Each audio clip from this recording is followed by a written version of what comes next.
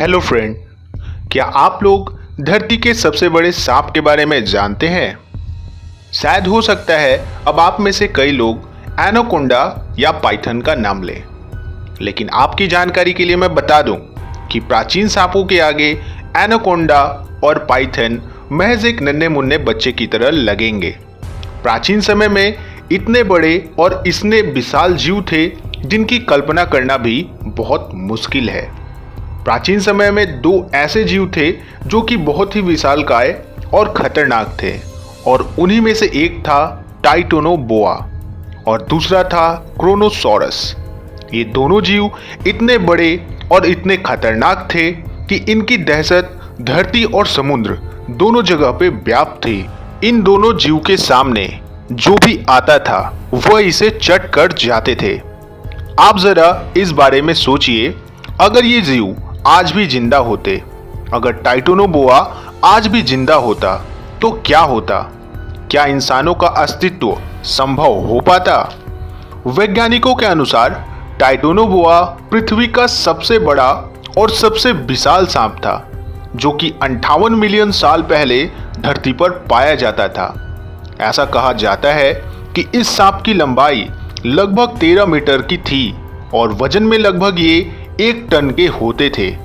अब आप बस इसकी कल्पना करके सोचिए कि अगर ये सांप आपके सामने आ जाए तो क्या होगा। आज के समय में जितने भी सांप हैं, टाइटोनोबोआ उन सब से लगभग 4 से 5 गुना ज्यादा बड़े हुआ करते थे। टाइटोनोबोआ अपनी खुराक में छोटी बड़ी मछलियों के साथ बड़े बड़े मगरमच्छों को भी चट कर जाते थे। टाइटोनोबोआ किसी भी शिकार को खाने से पहले उन्हें पूरी तरह से जकड़ लेते थे, और जब ये किसी जीव को जकड़ते थे तो उस पर इतना दबाव पड़ता था कि वह दबाव किसी पुल के वजन के बराबर था। अब आप कल्पना करके सोचिए कि एक पुल का पूरा वजन एक सांप के अंदर था। इसी तरह से प्राचीन काल में एक और जीव था जिसका नाम था क्रोनोसोरस। हालांकि क्रोनोसोरस साइज में टाइटोनोबोआ से छोटे हुआ करते थे, लेकिन फिर भी ये बहुत खतरनाक जानवर थे।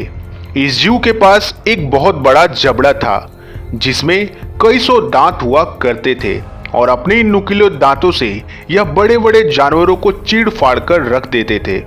अगर इस जीव की आकार की बात करें तो यह लंबाई में 10 मीटर तक हुआ करते थे, यानी कि एक ब्लू व्हेल के बराबर, और इनका वजन 12 टन के करीब हुआ करता था। ये जीव बिल्कुल एक मगरमच्छ की तरह दिखाई देते थे, लेकिन मगरमच्छ से ये बहुत बड़े हुआ करते थे।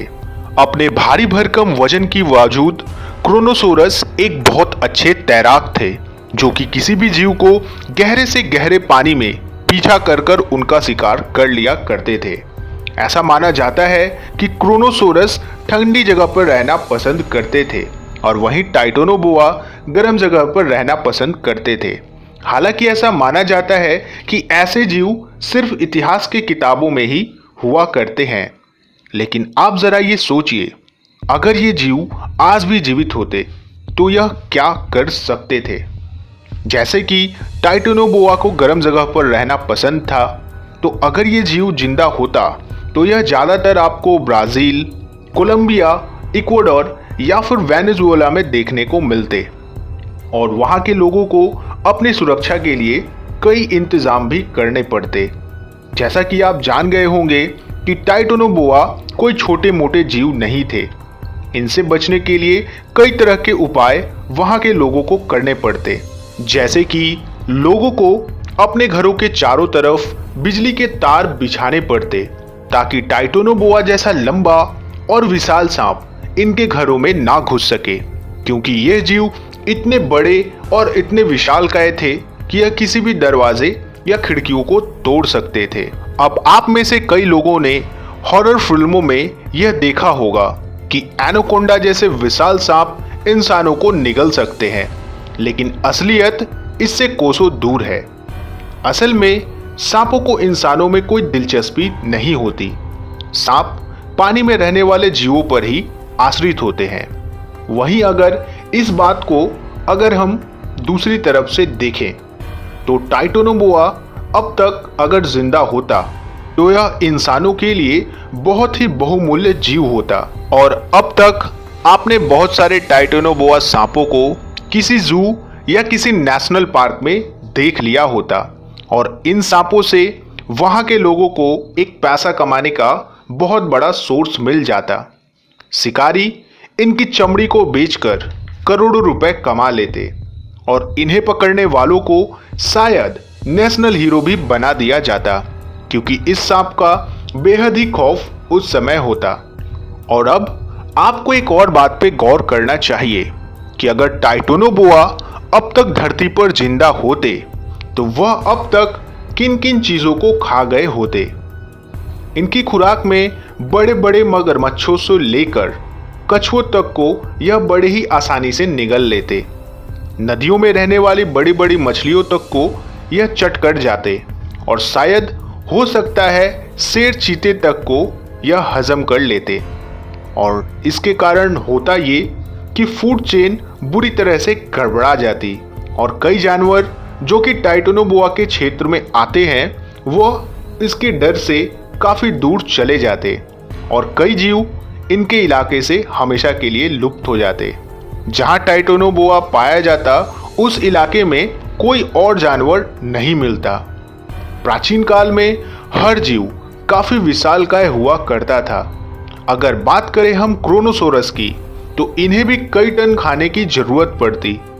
क्रोनोसोरस बड़ी बड़ी मछलियों को चट कर जाते और मछलियां पकड़ने वालों के लिए तो यह आफत ही लेकर आते, क्योंकि मछुआरों को हमेशा इस जीव का डर लगा रहता कि यह जीव कब आकर इन्हें निगल ले।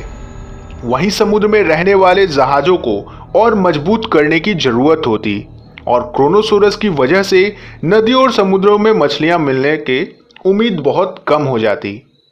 क्रोनोसोरस जिस जगह पर पाए जाते वहां पर टूरिज्म भी खत्म हो जाता। मैप में उस जगह को लाल रंग से चिन्हित कर दिया जाता और अगर उस समय कोई उस जगह पर चला जाता तो शायद वह बचकर कभी नहीं आता।